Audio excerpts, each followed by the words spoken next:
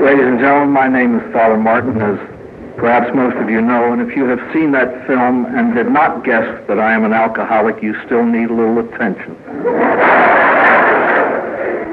I am indeed, like most of you, an alcoholic, and I am home here. I really like to begin every AA meeting by recalling the slogan that, in my opinion, is the most telling and the most accurate and the most beautiful in all of AA. We're all here because we're not all there. Now, if we keep remembering that, we'll keep coming back.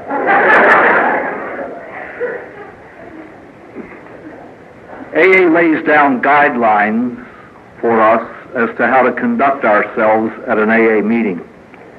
Actually, we learn from each other. We are therefore perhaps as good as our teachers are. And knowing that we are human and fallible, Bill and Dr. Bob and a few others wrote the big book simply to spell it out just in case. We are instructed as to exactly how to tell our stories when we are asked to do so at an AA meeting. In the 5th chapter of the big book, there is the one sentence, "Our stories disclose in a general way what we used to be like, what happened, and what we are like now." And using that as a guideline, I have adopted a principle of my own. I say nothing without a purpose.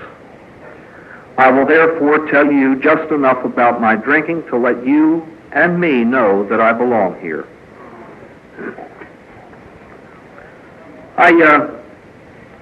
So that's all you'll hear about my drinking, by the way. If any of you showed up tonight to hear the lurid details of the drinking priest's past, you may as well go home.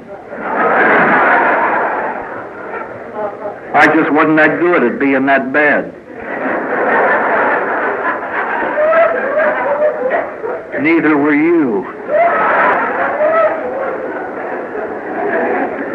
Now, seriously, I feel quite strongly about this. Every time I go to a speaker's meeting, I clock the amount of time that the speaker dedicates to his sick years and the amount of time he dedicates to his well years, and I have a pretty good idea of his general present condition. Ladies and gentlemen, I am not against the drunk-a-log. That's what we used to be. All I beg of you is, don't just tell me how sick you got without telling me how well you're getting, because that's why I come to these rooms, to learn how to get sober and stay that way. I really believe that I should be able to tell you as much about AA as about my drinking. I also believe that if a man or woman cannot talk to me for at least 1/2 hour about AA and what it means to him, well, no comment. I remember one time when I was a patient in the rehab center where I got well, we went to a meeting in Friendly, Ferndale, Michigan. So I went on down to Old Friendly this evening, and the speaker that night happened to be a 42-year-old novelist. At the end of 1 hour and 10 minutes, when we had to leave, he was up to age 35. He may still be talking. I have yet to hear one syllable about recovery. I'm sure he spoke of it as the year wore on. I was ordained in 1948, and I was sent to Mountain View, California, where I spent the first 7 years of my priesthood. I taught. I taught English and history and religion and Greek. Anybody that teaches Greek ought to drink. I have nothing against Greek, it's just that I wasn't a native and I had to learn it first.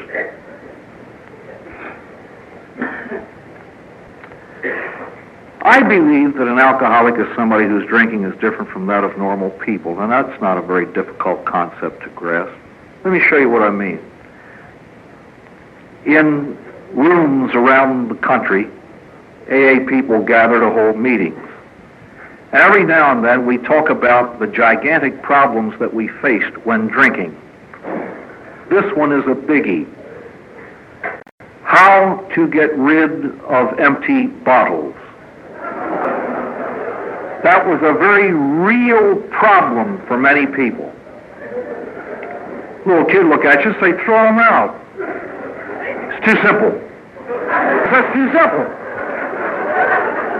We have to take each bottle, wrap it in Christmas paper, and stuff it to the bottom of the garbage can, so the garbage man won't know we drink as much as we do.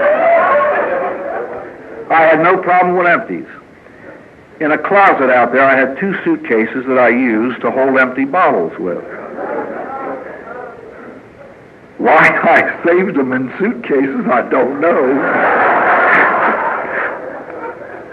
Well, when they got full, and they would hold between 40 and 50 empty fifth bottles together, I would empty them. Now, we had our own dump down there at the college, and it was way, way back behind a barn. To get to it, you left the building by the side, passed by all the athletic facilities, crossed the stream, by the ball fields, and then to the barn. Behind it was the dump. I was smart. I waited till the kids were in class. Then I set out with my suitcases. You know, it never dawned on me that all they had to do was look out the window. What they would have seen was Mrs. Martin's little boy dressed in a flowing black cassock, carrying 2 suitcases, heading into the hills. It never dawned on me that they'd have thought that a little weird. But then when I got to the dump and took to burying these dead soldiers one at a time, I was consoled by the fact that every one of them had a priest with him when he died. Ladies and gentlemen, that was about the only funny part of my drinking.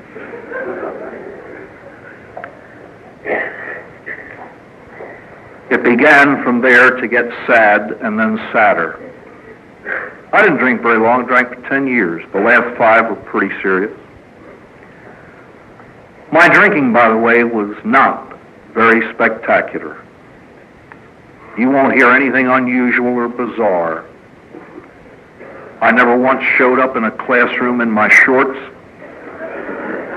I never once roller skated down the center aisle of any church. But alcohol nearly destroyed me. I was hospitalized once for 3 weeks because of drinking. I knew drinking had something to do with it. All I knew was I had nerves. I was about to fall apart, and they hospitalized me. The night I got out, I started to drink with absolutely no more thought that this shouldn't be done than nothing. 2 weeks later, they had put me on an airplane to fly me back to Baltimore. Ladies and gentlemen, this was in April. This meant that 3 priests had to fill in on my courses, give final exams, and figure up the marks. No one mentioned alcoholism to me. They spoke of my drinking, but no one mentioned it. The phenomenon of alcoholism. And yet when I got home that summer, my sister told me that when she called out there to find out what was wrong, they said, diagnosis, acute alcoholism. I then was sent to St. Charles College in Baltimore, Maryland, where I spent the 2 most miserable years of my life. I tried to stop drinking and could not. Every alcoholic in this room knows what that is. Ladies and gentlemen, this does not happen to normal drinkers. I've never once been transferred 3,000 miles on account of my abuse of string beans. Alcohol. I was invited out of my favorite sister's home until my self-respect returned. My friends, this does not happen to normal drinkers. I spent 20 minutes on my knees one afternoon in St. Francis of Assisi Church in Baltimore, taking a pledge never to drink again, and a half hour later I had a drink in my hand. This does not happen to normal drinkers. I used to help out in a little parish near the college, and the pastor there called my superior and said, please remove this man. He's causing scandal among the people. There's no need to mention anything else, ladies and gentlemen. You've all been there. The only thing different between my drinking and yours is details. I honestly believe that if any alcoholic tells his story right, every other alcoholic in the world should be able to identify with him. My drinking indicated two things: loss of control and pain. When I drank, I couldn't control it. It controlled me, and problems resulted.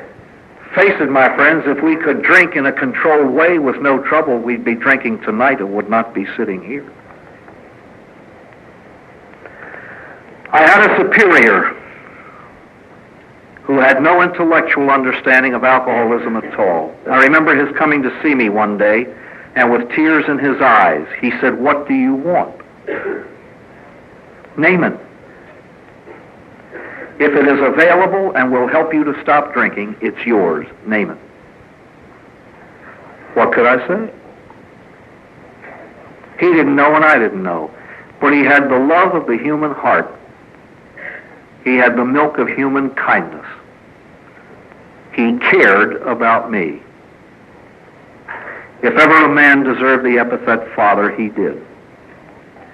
He came to see me one afternoon and said, and boy, what a beautiful confrontation. There were no questions. He simply told me, "We are sending you away this summer to a place just for alcoholic priests. It's called Guest House in Lake Orion, Michigan." Father McDonald was a very sick man. He could have told me this on the phone, but he drove from his house out to the college just to reassure me. He said, "Now, son, this is not punitive at all. We want you to get well." And so on June 15th, 1958, I left for Guest House. I was 34 years old. And that day, for the first time in my 34 years, I missed Sunday Mass. I had drunk my last drink the night before. I was in my sister's house. I was simply too shaky to do anything. They allowed me to preserve an inch of dignity.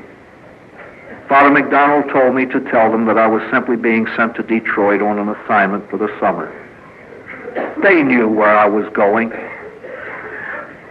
but they let me believe that they believed what I told them. When I entered Guest House, I was a shell. You know, it's one thing to read about despair. It's another thing to feel it and live it. Our disease, my friends, teaches us one thing: how to be scared to death. How to be scared to death. And even in AA, we still say, "Well, I'm not going to help him until he asks for help." The alcoholic would rather die first. And that's what alcoholics usually do. They die first. How many of you popped next door, rang the doorbell, and said, "Hi there, can you help me with my drinking?" It's ridiculous. Well, anyways, I arrived at Guest House, and my life changed that day, and I'll tell you why. Hey, by the way, ladies and gentlemen, everything I say tonight comes from me, all right? They are my convictions. If they help you, wonderful. Use them. If you don't like them, just brush them aside. But for God's sake, don't argue with me about them. They're mine.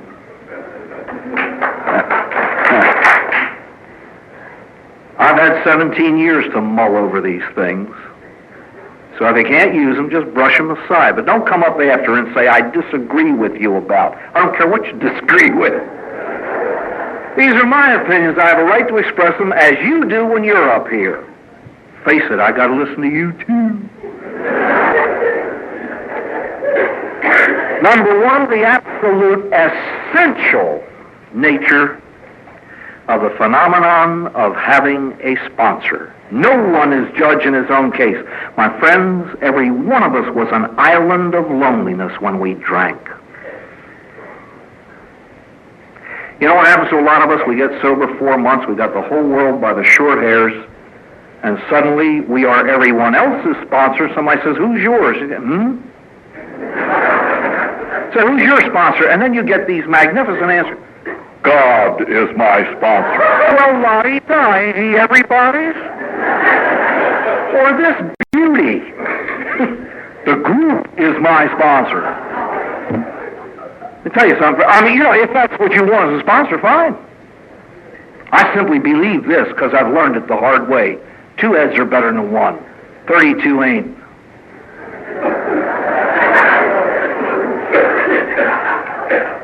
Bring an intimate problem to an AA group of 30 people, you're going to get about 7 answers. And guess which one you're going to pick. Now, I think a 2-year-old can figure that one out. And if you want the easy way out, take it. Take it. I'm not criticizing it. I'm just saying it ain't for me. Ladies and gentlemen, I met a man by the name of Austin Ripley. He saved my life. I didn't know that man more than 10 minutes, and I wanted to be just like him. I wanted everything he had. And for those 2 reasons, I would have died to please him. Had he told me to sleep on the floor, I would have done it. I'm not joking. I would have done it. You see, I had supreme confidence in that man's judgment because he read me like a book and he had never met me. But he knew exactly what was going on inside of me. My friends, it wasn't the 12 steps of AA printed on a sheet of paper to save my life. I could have read them in my room and died drunk. It was 12 steps carved in his life that saved mine. It was a man who saved my life. The name of the organization, Alcoholics Anonymous. The influence of one human being on another. That's what does the job. How many meetings have you been at when we discussed the power of example? That's it. Now, please, this is what he told me. Gave me the finest piece of advice I ever had in my life. I'd like to pass it on. I walked in, he said, Father, I know all about your degrees, your education, your brains. He said, your brains didn't help, did they? I said, no. He said, leave them outside the door. You want what we've got, you do what we did. Then we'll talk about it. And in the old days, they used to tell people, for God's sake, in the beginning, shut up, learn to listen, and then listen to learn, and then talk. Hey, ladies and gentlemen, the beauty of simplicity, try this one on for size. When the good God fashioned the human animal, listen closely. He gave him 2 ears and 1 mouth. Wonder if he wasn't trying to tell us something. 2 ears, 1 mouth. That's what he told me to do. He said, if you want what we've got, then you do what we did. I said, what'd you do? He said, 12 things. I said, oh. The minimal stay at guest house was 3 months. I was there 7. It took me a while. But see, I was there twice as long as most people. And I heard twice as much from Rip's lips than most. And then he told me about the 12 steps, and I'd like to share them with you. Please, for God's sake, don't talk about my interpretation of the 12 steps. I hope to heavens I've never interpreted them. I trust that I have done them or am still doing them. The steps were not written to be interpreted. They're meant to be done. They're written in the past tense. And you don't need brains to get well. You need desire. You're up for open heart surgery. You don't need brains to get through it. You need a surgeon who has brains to get through it. That's what sponsorship is all about, my friends. Find somebody you would like to be like and get with it. I hope to God that I die a hero worshiper. If you don't have a hero, I bleed for you. I really do. Get some ideal, someone you want to be like, and then set out doing it. Because you see, the day I stop being a hero worshiper, you can bury me. I'll be dead. I used to tell this to kids in second year high school. If I can't look up to you, I don't want to look at you. I don't want you down here where I am. The human being is built to look up and to reach up. And that's what recovery is all about. When the good God allows us to get so far down in the pit, ladies and gentlemen, where we have to jump to touch bottom, where the only way you can claw is up, we've got it made. Weston Ripley saved my life, and he told me to do these 12 things. To start with, you want to get well? I said, yeah. He says, admit you're sick. I said, oh. Step 1, give in, or you'll cave in. That's what step 1 says. You want to play the game some more? You've proven to yourself hundreds of times that you are powerless over alcohol. You want to try for another one? I said, no, thank you. I'm ready. Well, you know what we're like, you and I, when we drink? We're like men and women who climb into a boxing ring every day of our lives and get beat up. We climb in the next day. 16 and a half years later, we're crawling out of bed, black and blue, all muddled up, hands and knees heading for the ring. Guess what's going on up here? Why, this is a brilliant question from a searching soul. Wait.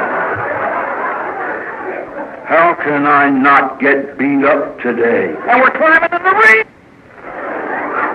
And AA leans over our shoulder and says, don't get in the ring.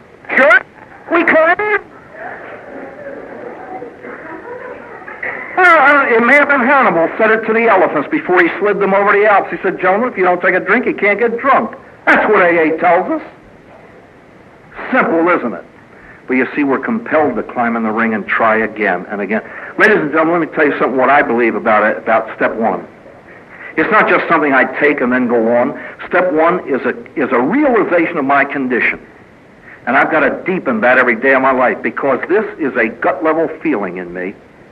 The depth and the seriousness with which you work the rest of this program depends directly on the depth and the seriousness with which you accept the fact you're an alcoholic.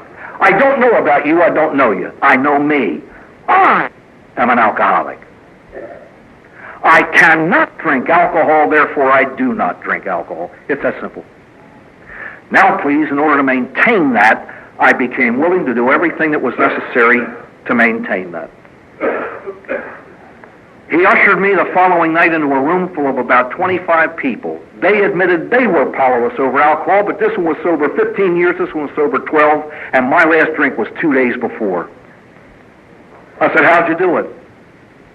The power to not drink isn't in you? They said, no. I said, where'd you get it? They said, outside of us. I said, oh, if it ain't in, it's out. That's easy, isn't it? If it's not in me, I've got to reach outside of me to something bigger than me. I'm dead serious about this because the rest of your life depends on it. This whole business of the higher power. I've heard it said in AA, well, if you don't have a God, try the coffee cup. Try the doorknob. They tell me here in Texas it's a fence post. Ladies and gentlemen, let me tell you something. I think, personally, that no coffee cup on earth ever got an alcoholic sober. Did you ever know of an alcoholic knelt down at night and prayed, dear coffee cup, please keep me sober? And if it's a styrofoam one, be careful. Somebody's liable to throw it out, and you have to say, here goes the sponsor. I don't know the organization you belong to, but this is the one I belong to. Alcoholics Anonymous. Not Coffee Cups Anonymous. Alcoholics. Let me tell you something bluntly, ladies and gentlemen. If coffee cups could get us sober, we wouldn't need each other. Alcoholics get alcoholics sober. Now, the only power that I suggest to people who don't have a God, hey, I'm not up here as a Catholic priest shoving Catholic God down your throat at all. I'm just saying that if you have no concept of a God, why not try the power of the group? You know AA's slogan, we can do what I can't. The power of the group is something bigger than you. When all the intellectualizing is done, you've got to come to this. If you don't believe, make believe. You've got to start somewhere. If you don't believe, make believe. I know a lot of people who did that. They trusted the sponsor to such a degree, he said, look, just say these words. I don't care if you mean them. I don't care if you feel them. Do them. We say action is the magic word, and most of us confuse activity with action. We spin wheels going nowhere and think we're acting. Action is in the human heart. Do. If you have no higher power, try mine. He's worked for me for over 17 years. Something works. You've got to come to believe something if you see sober people.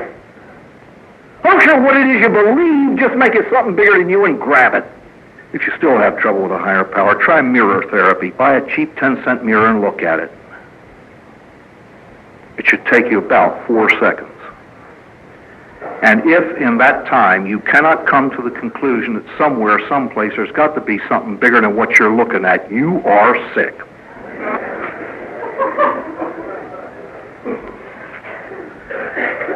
Step 3. How does one go about turning his life and will over to the care of some God that he understands? And again, my friends, I can only pass on to you what I've picked up over the years. I have a very definite impression of a God-man relationship. I'd just like to share it with you if it helps fine. We have marvelous slogans in AA. One of them is, let go and let God. That's wonderful if you understand what it means. But what I have seen is some guy drunk 31 years, he comes in, his life is gone, his family's gone, his job is gone, everything else. Somebody says, let go and let God. And he sits there for the next 58 minutes thinking, let God what? Nobody's explained it to him, you know. I'll tell you exactly the way it would have sounded to me with my background. You got a drinking problem, Father? Yeah. Can't stop by yourself? No. Let go and let God. I would have done just that. I would have quit. I would have let go. And I said, all right, God, get it done. Make me sober. But see, I have come to learn that in the God-man relationship, he has a role and I have a role. He doesn't take my part, I don't take his.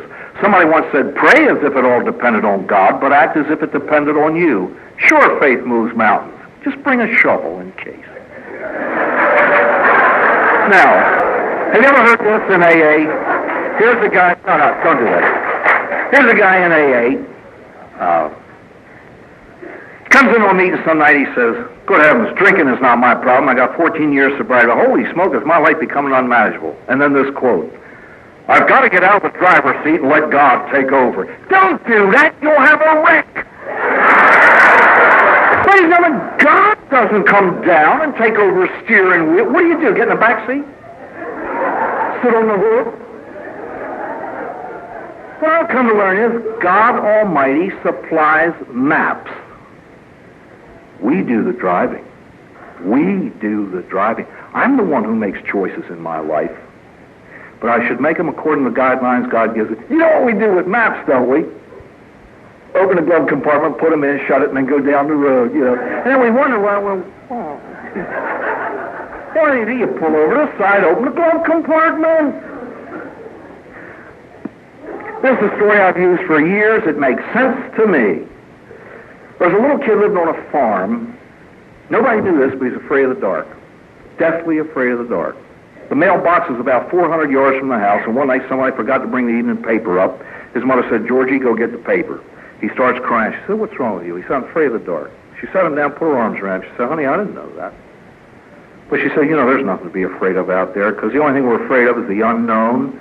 But see, God's everywhere. God's out there. There's nothing to be afraid of. Kid went up like a Christmas tree, ran to the door, opened it, stuck his arm out, and asked God to hand him the newspaper. Ladies and gentlemen, God doesn't do that. I gave you legs. Walk. That's the way we get newspapers. And my friends, that's the way we get sober. He says, I gave you steps. Use them.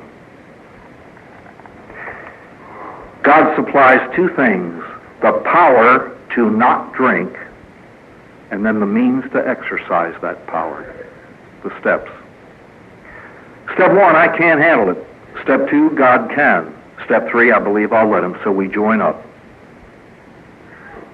You notice how we're growing up now? Step 2 says, power greater than ourselves. Step 3 says, God as we understood him. Now watch as the steps go on. Bill Wilson and Dr. Bob Smith found out that half measures availed them nothing. Nothing. You know what nothing is, don't you? It's a bunghole without a barrel around it. That's nothing.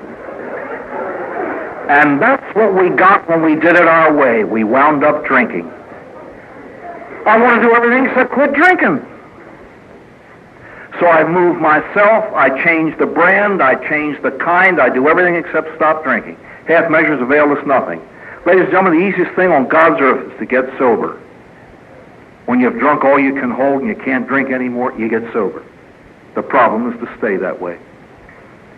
Now please, Bill Wilson found out that the essence of recovery is a spiritual thing rather than physical, and that there are no holds barred. We are asked to change ourselves completely. In fact, he says to judge quality sobriety, look for a profound change in personality. That's nothing but a synonym for a spiritual awakening. Now, my friends, you get nothing for nothing, and damn little for 2 cents.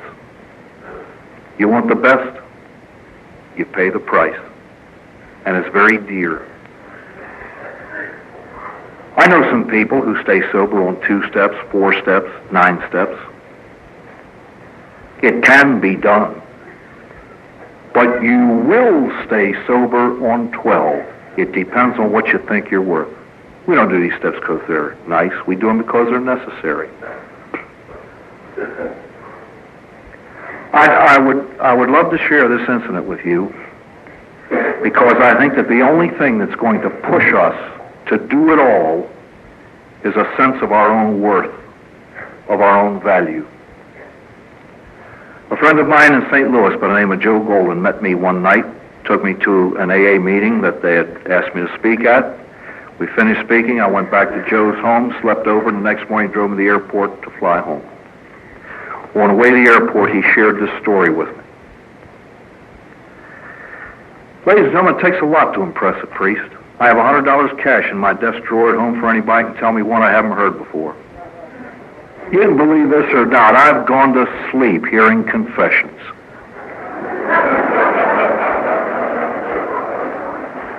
You are just not that good at being that bad. But this impressed me. He was in Chicago one time. He went to the central office to find out where meetings were, and he said a beautiful black girl told him she'd take him to a meeting. He met her that night, and she was very agitated. He said, "What's the trouble?" She said, "I promised to take you to a meeting, and I also got a call from a brand new girl that I'm working with, and she insists on seeing me right now." Joe said, "No problem, we will go see her." They met in a very cheap bar on the south side of the city, and this is what they met. 23-year-old black girl, sober 3 months. And this was her problem. From about age 11, she had lived as a whore and a prostitute on the streets in order to survive, and she drank to do it. This kid lived most of her life all drugged. She's now sober and can't stand it. She had been made to feel, however, that she was so dirty and so evil, and she believed it 3 times over, that she had become so afraid of God. She just said, "There is no God, so don't talk to me about this God stuff." Her sponsor said, "It's the only thing I know of to talk about." And old Joe sat there while the 2 of them went around the mulberry bush for over an hour. And nothing but antagonism between the 2 of them was arising. Joe still sitting there listening till they kind of ran out of gas. And when there was a tiny period of silence, wanting a definite reaction, he injected this. He said, "What do you want out of it for? It's the only life you know." He said she bolted out of that chair. She said, "Because I'm worth too much." She knew that. She was worth more than a pigsty. I don't know what you're worth, But I know what I'm worth. I'm worth the best, and I'm going to have it. And if you don't have it, I'm going to walk right around you to somebody that does. My friend's life is too short. I've seen some people sell themselves short. I know some sober slobs. I wouldn't give you a dime for their sobriety. I know that's judgmental. But my friends, we make judgments. I want Austin Ripley's sobriety. And as close as I can come to it, I'm going to claw my way there. What are you worth? Are you worth the price of these steps? Or do you just talk about them? My God, ladies and gentlemen, an atheist can give a talk on faith. All he's got to do is read a book. I know some verbal experts in AA. But anybody can talk the talk. It's can you walk the walk? Rip used to say it so bluntly and 1,000 times over, and we've all used the expression, put the money where the mouth is and I'll listen to you. Bluntly, your words don't mean much, and mine shouldn't. I'd rather see a sermon than hear one. Ladies and gentlemen, AA is not what we snow each other with at these meetings. It's the way we live it in between them. And you out there haven't the vaguest notion of what I live. You just have to take my word for it, as I have to take your word for it. But if this program makes us honest, then you can believe me and I can believe you. You know what we're asked to do? Take an inventory of self. Self. You know, every one of us is three. I am who I think I am who you think I am, and then there's me. Many of us go through life not knowing ourselves. Do you ever notice that each of us is most oblivious to our own worst fault? The inventory is meant to make us see the real self. Now, Rip used to tell us at Guest House, don't you ever get up at an AA meeting and talk about anything you haven't done yourself or are willing to do. Steps 4 and 5 were the single most difficult things I have ever done in my life. They cost me blood. I went to Rip with my 5th step, and I was convinced that his estimation of me would plummet until I found out that if I hadn't done it, it would have plummeted. You know what step 4 shows us? What we've got, what we haven't got, and what ought to go. We've got a whole lot of rebuilding to do. We'd better get at it. And so he made us, by strong suggestion, do those steps before we left Guest House. What we've got, forevermore, my friends, I think we had best drop the phony humility that parades itself in the words of self-deprecation. I'm not very good at this, and I'm not very good at that, and all that. You know, most of us don't know how to accept a compliment. We really don't. I can tell you this, though. I remember one time somebody said to a little nun who worked for 52 years in a kitchen, cooking and serving food. The man said, well, sister, I'm one of those bad priests. I'm on the road. She was registered a little bit of shock at what this man had said. And she looked at him and said, but Father, God never created a nothing. And he didn't know what to say. I've heard men get up at an AA meeting and say, when I drank, I was a drunken son of a bitch, and now after 15 years of sobriety, I have nothing to show for it. I'm still the same old me, but at least I'm a sober son of a bitch, and everybody laughs. Isn't that hilarious? Next time you hear that, just go up to him after the meeting and say, you know, I've noticed your lack of progress. You know what that says to me? It says that after 15 years of trying, and there's no improvement except you don't drink whiskey anymore, either something's wrong with the program or something's wrong with you, and I know there ain't nothing wrong with the program, and I don't want to hear that. Now, I mean, you know, if you do, I'm not creaming the guy at all. That's him. But it's not the type of sobriety I want. Ladies and gentlemen, to deny the talents that God Almighty gave you is a lie. It is dishonest. I firmly believe this. Every alcoholic in this room and in the world is capable of saving another drunk that no one else will be able to touch. My friends, whether I will it or not, I'm known around the world for that film. It has touched lives. I accept that, and I thank God for it. But you know that there are some drunks I'll never be able to get near. There's an old guy back in Baltimore, came into AA on the public inebriate program. That man never enjoyed more than 6 consecutive days of sobriety in his entire adult life.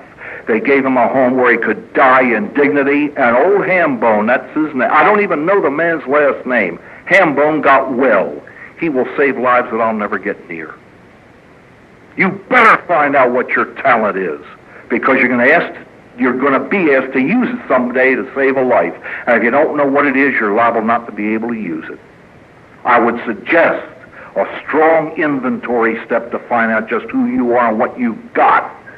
And forevermore, let's stop knocking ourselves when we don't mean it. That is dishonest. Next time somebody gives a good talk, you go up to him and you say, "Geez, Harry, that was a beautiful talk. It did a whole lot for me." And he says something like, "Oh, it wasn't very good." Next time you hear us say, "You know, on second thought, it wasn't." And see how honest it is. Hey, you know what? I have a lot of fun staying up here saying these things. I don't have guts enough to do them, but I like to talk a bit. Step 5, we admitted to God, that's easy. He knows anyway. To ourselves, that's tough. To another human being, that's impossible. You know, Rip used to tell us over and over and over again, fathers, you will never know the value of step 5 until you have done it. You know, we're not asked to do this thing because it's reasonable. We're asked to do it because it ought to be done. We're asked to take things now on the faith of other human beings on whom we have long since given up. We are asked to rejoin the human race and have trust in other people. They say you have to do this if you want contented, happy, effective, peaceful, serene sobriety. So you do it because you're told to do it. And after a while, you kind of enjoy doing things on the words of others. What has to go? You know, well, before we get into that, there's tremendous therapy in the realization that one other human being knows the real me. One other human being. Ladies and gentlemen, if you really knew me, you wouldn't talk to me. I wouldn't want more than one person to know the entire real me. Who of you would want any 24-hour segment of your life shown to the rest of us on a screen up here? Good God, I wouldn't want you to see my best day. And you know what we're asked to do in AA? Bear it all that constitutes mine. I could have kissed him. AA is tough, friends. And I always suspect the talker whose talk remains the same forevermore. Jimmy, have you ever run into the slogan quoter? God, they're beautiful. No matter what you come up with, there's a slogan. Guy tears into an AA meeting. He said, "Good, geez," he said, "my wife just blew her head off an hour and a half ago. My 14 kids were picked up on drug charges, and my grandmother died in childbirth." And some jerk looks at him and says, "Easy does it." And how we justify anything with, "Well, at least I'm sober today." Well, la-di-da. Next time you hear that one, say, "Geez, I forgot to bring my Congressional Medals of Honor to Finland." Yeah.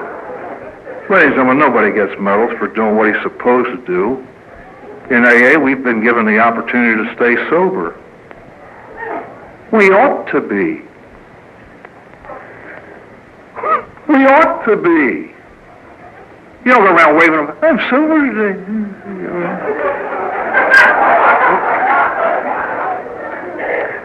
To me, the most difficult part of AA is 6 and 7. Because it demands discipline. Let me tell you something that I've learned in a few years in AA. Self-discipline becomes more difficult as you grow older in AA. And I become almost fearfully aware of that daily. I lived with books for 21 years. I taught.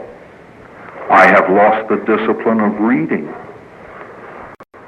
I have a shelf full of all the National Geographic specials. I have a shelf full of Agatha Christie. I would die to read them. I get home and I do nothing. I can't read a Time magazine for more than 20 minutes at a crack on an airplane. But you know what I've learned about this very, very, very, very slowly, very slowly.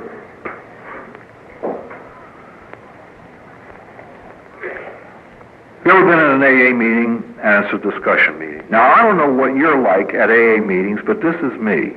The chairman comes in, he says, all right, tonight let's talk about step 10, the continuing inventory. Everyone says, okay. And he gives an opening paragraph to allow us to collect our thoughts. And he begins with the first phrase. So, Harry, what thoughts do you have on step 10? Harry says, my name's Harry, and I'm an alcoholic. I had my first drink when I was 2 and a half, and I puked all over my mother's shoulder, and she smashed me in the head with a skillet, and I haven't been the same. 15 minutes later, he hadn't mentioned one word about step 10. And then he turns to Mary, and he says, Mary, how about you? And she says, my name's Mary, and I had a horrible day today, and this, that, you know. And 8 minutes later, I haven't heard a word about step 10.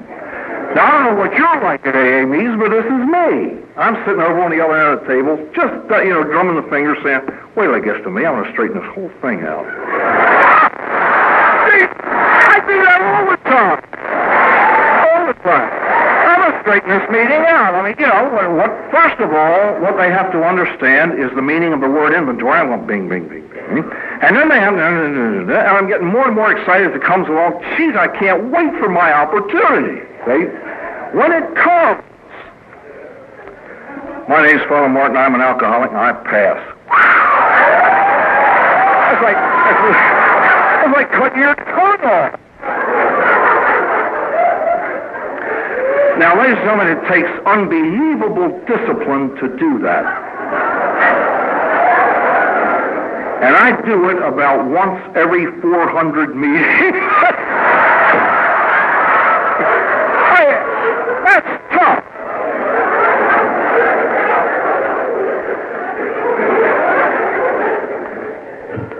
Seriously, though, I have done that, and only I know the nights that I do it. But I can tell you this, if you want a little motivation. I have received more therapy from saying 2 words, I pass, than from straightening out a whole lot of meetings. Just try it sometime. I mean, wait for the opportunity when this is the one meeting in 1976 that I have got to put my stamp on. Just say, I pass. Cut your tongue off and see what you get from it. You get a bloody mouth.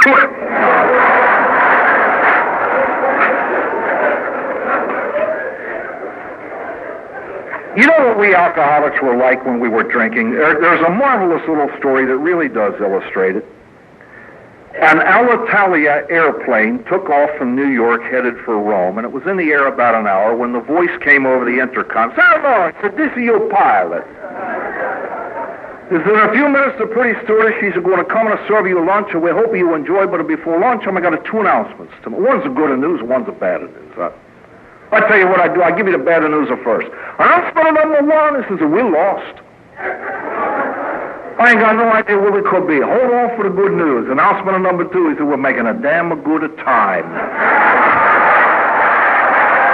Now, that is a perfect picture of the alcoholic when he drinks. We haven't the faintest notion where we're going, but we're getting there quick. Now, please, watch the therapy of growing up. AA is nothing but 12 psychological principles to grow up by. We now prepare and then execute. We prepare and then execute. You notice steps coming in pairs? Do you notice the beautiful logic of them? You admit you're sick, and then you try to get well. You make a decision to turn your life, and then you do it. You take an inventory, and then you bear it. You become ready to have God remove your defects of, and if you're like me, your defects have character, and then you ask Him to do it. All right. I learned something from my uncle. You know, AA tries to teach us that simple little things like, if it works for this, it might work for that. Guess how I got rid of my alcoholism problem, my drinking problem? I turned to an outside power above me for help. I couldn't do it myself. I needed help, and I got it. Same way with defects of character. I've been working with them all my life. I haven't gotten too far with them. I reach out for help, and I'll get it. But you know what he's going to do? He's going to give me the help exactly the way he gave me the help for the alcoholism. He's going to give me the power to get rid of the defects, and then the opportunities to exercise the power. But I always pray as if he's just going to do it, as if he's going to drive my car. Dear Lord, please make... I think one of the failings of all of human nature is impatience. And I'm positive that we've all prayed for patience. Dear Lord, please make me patient. And I think we expect him just to do it. And he doesn't work that way. He gives us the power to be patient and the opportunity to exercise the power. Case in point.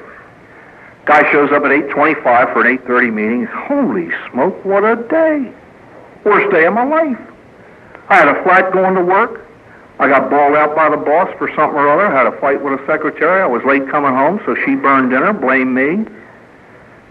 I got an Excedrin headache and heartburn from a lousy meal.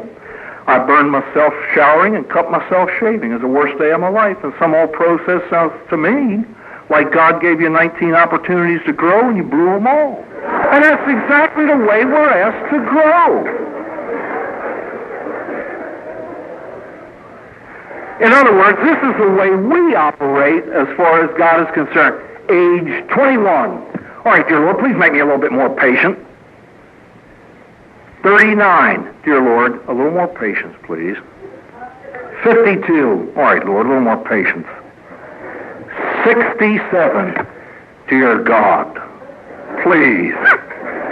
78. All right, Lord, when? And he's up there saying, I'm trying. He gets nowhere. And I continue to do that. I continue to ask God to do the job that I'm supposed to do. I pick up on maybe, I'm serious now, I pick up on maybe 2 out of 20 opportunities to grow. Let me give you, for instance, Rip is dead now. My sponsors are a man and a woman. When they talk, I listen. You see, I've learned over the years of associating with them that they love me so much that everything they offer me is just that I might grow to be better than I am.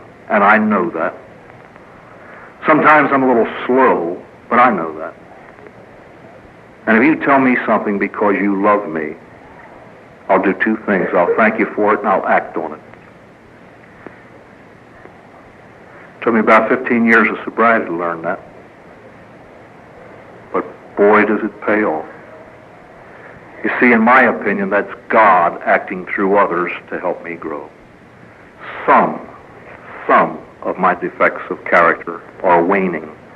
But you know the trouble with these 2 steps, why they are so unbearably difficult? Most of us are attached to our defects and don't want to get rid of them. I am, anyway. 8 and 9, we are asked to do what nobody else can now. We're asked to pick up our own tab. Made a list of people we had harmed, became willing to make amends to them all. Ladies and gentlemen, here is what I mean by, don't just tell me how sick you got, tell me how well you're getting. I've been to AA meetings where a guy would turn an entire audience into a mass of tears by building up to a crescendo. Well, he builds up this crescendo of degradation. You know, the old "can you top this" drinking tale. And he winds up by saying, and when I hit the depths, I actually stole pennies from my little 4-year-old girl's piggy bank. And the rest of us down there saying, my God, ain't he wonderful. I'm waiting for him to tell me he put it back. That's AA.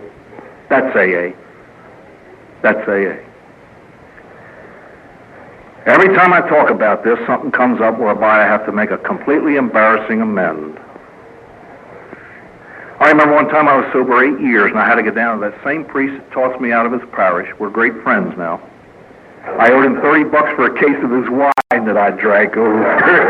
See, he was embarrassed and I was embarrassed. He said, I don't want that. I said, John, take it. May not be important for you to accept this, but it's important for me to give it.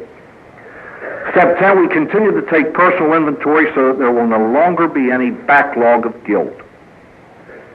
Ladies and gentlemen, unresolved remorse will destroy you. Without step 5, we cannot face sober what we could do drunk. How many of us in this room drank in order to do things we would never dream of sober? It's impossible to live without resolving it somehow. These men knew what they were talking about. Please believe this. If we could get sober on 10 steps, that's all there'd be. Unresolved remorse will destroy you. I honestly believe this. Have you ever been around a guy in AA, you know, and everybody's happy and bouncing around? He's sitting there, I'm sober 22 years. Where's all this serenity I've been? Geez, you find out he's holding all of his misery inside, and AA's telling him to get rid of it. He says, I love it too much. Step 11, prayer. Ladies and gentlemen, I used to spend a lot of time on this thing about prayer, trying to put a philosophical basis under it just to show that it's a reasonable human thing to do. I quit. You know why we ought to pray? It's fitting. It's fitting to have a relationship with the one who made us sober. I don't know how else that can be explained. I just don't know.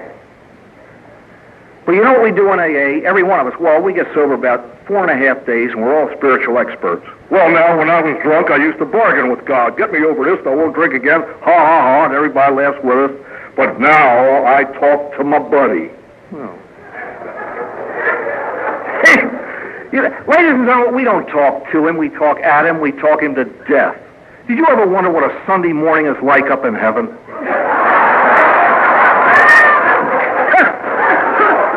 All I see is the dear Lord looking for a closet. Here they come again. You see?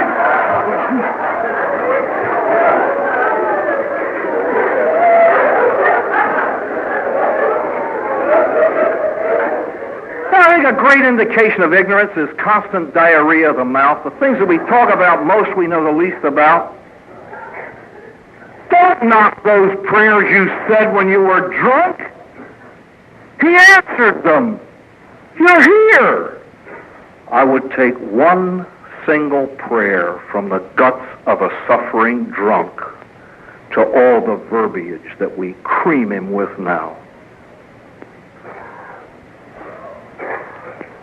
You know, ladies and gentlemen, we spend a lot of time philosophizing about prayer, and all the while we're talking about it, ain't nobody praying. For 2 years of my life, I was so scared of God. I was afraid to go near the altar except on Sundays. Well, for that phenomenon for a period of about 4 months.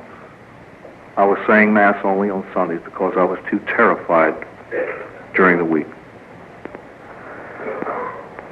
The only thing that bound me to heaven was what some morons call the prayer of the moron.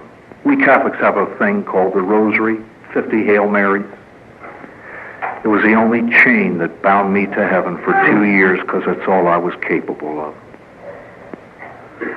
Don't knock the little prayers you memorized as a child.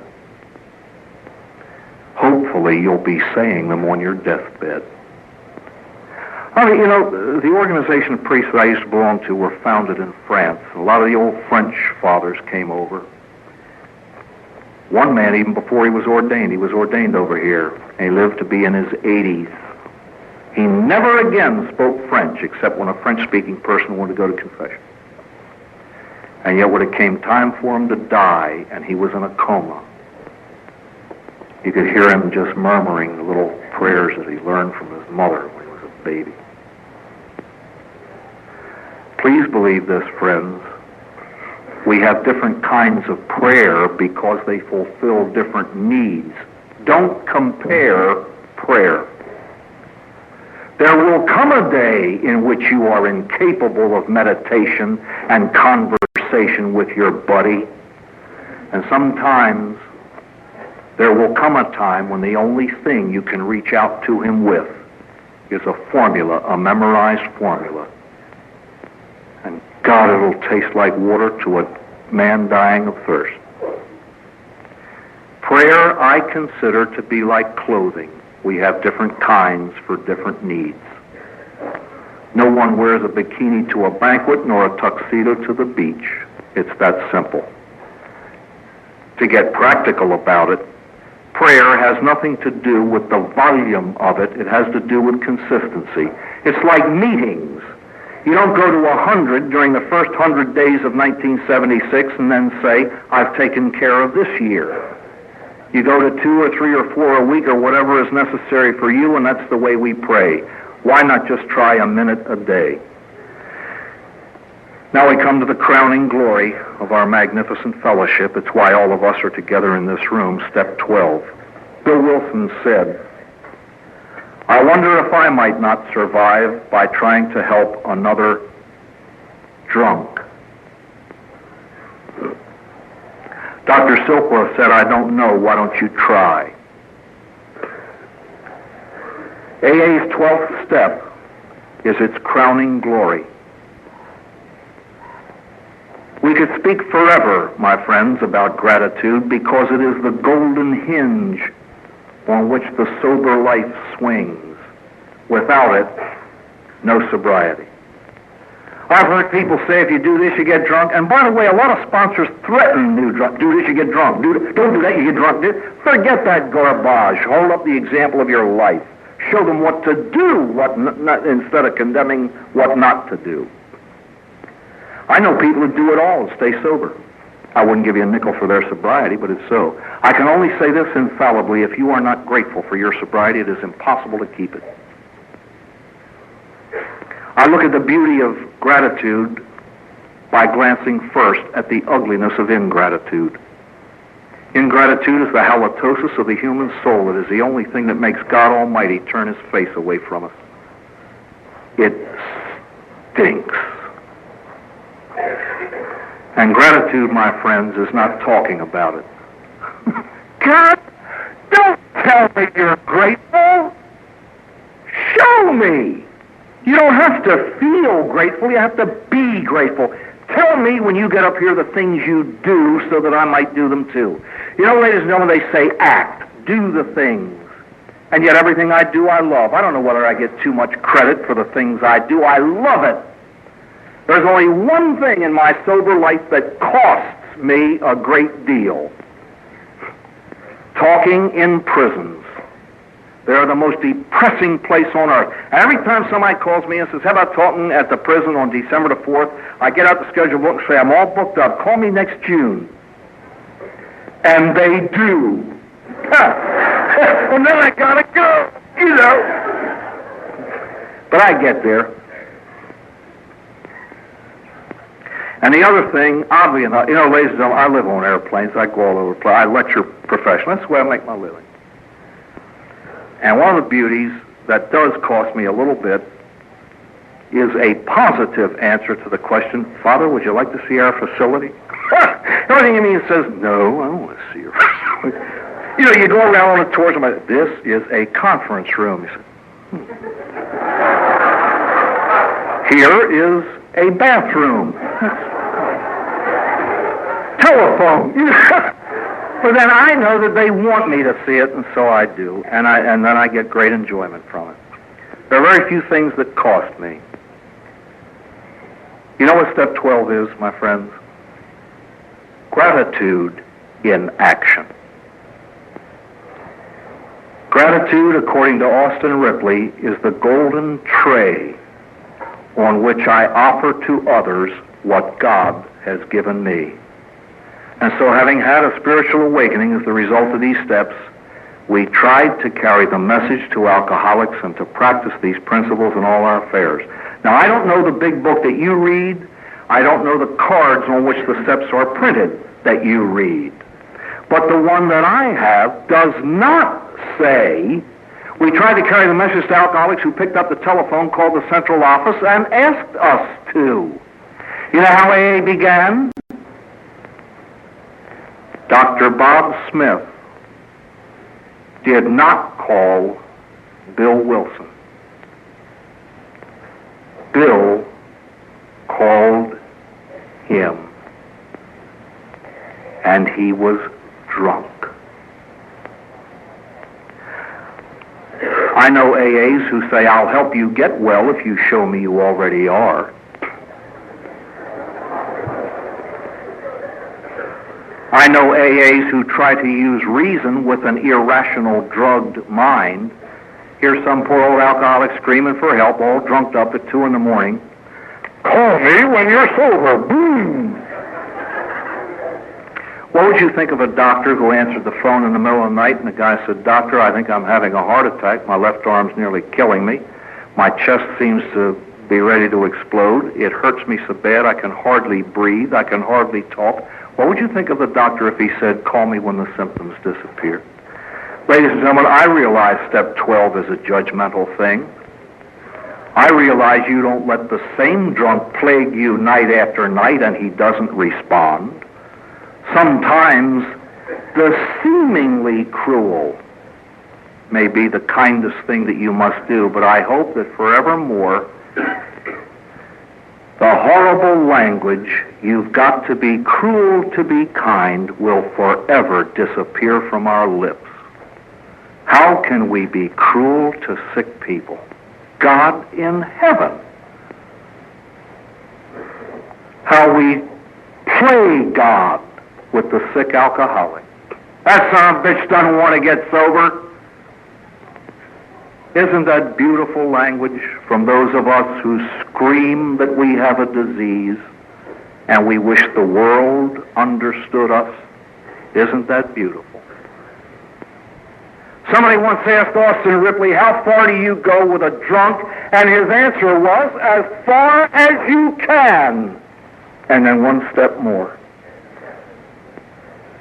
I have seen him live that and save lives that everybody else gave up on. Ladies and gentlemen, how many of you have ever been to meetings? It's about every fifth speaker. I'm here tonight, he says, ladies and gentlemen, because my sponsor was the only one who didn't give up. I don't do 12-step work, ladies and gentlemen, calling on drunks. Thank God I live on airplanes. I find it easy to talk about. Most of you are out there on the vomit line where it is. But God fits the back for the burden, and he doesn't ask of us jobs that we're incapable of. I'm not good at it. It scares me to death. So glibly do we play with the sickest of the sick. Friends, do you know what gets people sober? The example of your own sobriety. You can talk forever. It was Rip's life, not his words, that got me well. Bill Wilson was the man who dreamed the impossible dream. He fought the unbeatable foe. He bore with unbearable sorrow and ran where the brave dared not go. But he knew if he'd only be true to his glorious quest, that his heart would lie peaceful and calm when laid to his rest. And the world has been better for this. One man, scorned and covered with scars, still strove with his last ounce of courage. He reached the unreachable star, and he held within the arms of his heart this blinding, brilliant jewel that we call sobriety. The elusive holy grail that men and women had searched for from the beginning of the discovery of the grape, and this man found it. But you see, he went through the lonely path all alone of shredding himself and then rebuilding himself. And when he got to the top of the mountain, his humanity had been completely restored to him. And he stood there a complete man. And man, my friends, is a creature composed in the image of God. And when he reached that point, he acted like God. Goodness, which is God, tends to diffuse itself. And that's just what he did with sobriety. He gave it to you and me, and that's why this room is filled tonight. Because he gave it. He laid down no conditions. He went after the drinking drunk and brought him in. And we dare to lay down conditions. I saw a movie, Patton, 5 times. As you know, for the first time in the movie, the word bastard was used. It was the opening speech that Patton gave to his troops the night before the invasion of Europe. He was a master of dramatics. And he went into his troops and he began this way. He told them to be seated, and then he said, no bastard ever won a war by dying for his country. You win wars by making some other poor dumb bastard die for his. Then he gave a talk on war and bloodshed and killing. It was a brilliant thing. Somewhere in those words there was something wrangling around in my head that they could be applied to us alcoholics. After the 3rd time seeing that movie, I was reading a breviary one night, and this one line from a psalm struck me. See if it rings a bell in your head. My neighbors stand afar off because of my affliction. My neighbors stand afar off because of my affliction. And then it dawned on me, our affliction, our alcoholism, renders us the bastardized children of humanity. We are the illegitimate children of the human race, and we are pushed afar off from them. And the next time I heard Patton speak, this is what I heard. No alcoholic bastard ever won the war against this disease by dying. We will win the war by helping some other poor alcoholic live. To know that you have had a hand in saving another life is unbelievable. It's unbelievable. To watch a human being transformed in front of your face and to know that you've had a part in it is a fantastic experience. Ladies and gentlemen, do you know what my life is like now in the past 4 years since the Navy filmed a talk that I had been giving for years and years and years? It's a black lady in Braintree, Massachusetts, in the auditorium of a junior high school, who, as I passed, stood up and said, my name is Edna. Thank you for saving my life. It's a 22-year-old sailor in Norfolk, Virginia, who, after an AA meeting one night, shook my hand and said, I just had to touch you. He put his arms around me and said, I think I'm going to cry. So, of course, I did. It's New Orleans last year. After a Sunday morning talk, a strikingly handsome man walked up to me. People were saying hello after the meeting. If they had told me he was one of the senators from the state, I would have believed it. Snow white hair, tall, handsome, beautifully dressed. And he said, alcohol put me behind bars for 11 years of my life. I never dreamed that I would ever in my life look a man straight in the eye and tell him that I love him. But I love you. It's a million things, ladies and gentlemen, what my life is like now. It's coming to Galveston and meeting and falling in love with 500 new friends. By opening your hearts to me, you've captured mine. And it is yours. Our sobriety came through the pain of our drinking years. And I think that you and I know something of pain that the non-alcoholic doesn't, unless he's lucky to have learned it in another way. And that is that God gives his goodness through pain as well as through pleasure. And so I do not wish you joy without a sorrow, nor endless day without the healing dark, nor brilliant sun without the restful shadow, nor tides that never turn against your bark. I wish you faith and strength and love and wisdom, goods, gold enough to help some needy one. I wish you songs, but also blessed silence and God's sweet peace when every day is done. I'm positive that there is great wealth in this room, brought about through sobriety.